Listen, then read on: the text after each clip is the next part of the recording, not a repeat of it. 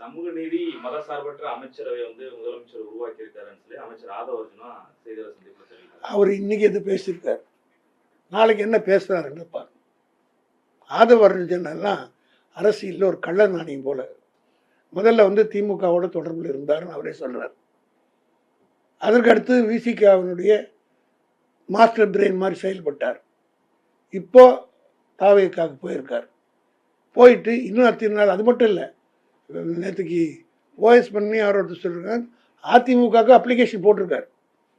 அந்த application reject ஆனதுனால Vijay accept பண்ணின்னு அவர் கொடுத்துருக்காரு. ஸோ இவங்க எத்தனை நாளுக்கு வண்டி ஓட்டுறாருன்னு தெரிய முடியாது. ஏன்னா தமிழ்நாட்டுடைய அசிங்கம் என்னன்னு கேட்டால் ஒரு தலைகுனிவு.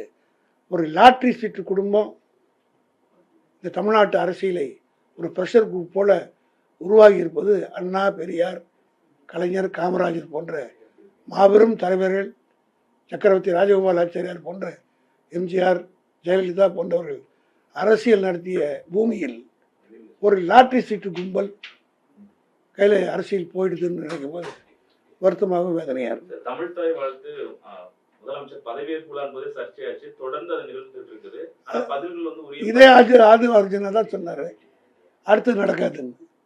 அதனால அவரை பற்றிலாம் எங்களை போன்றவர்கிட்ட கேட்காது.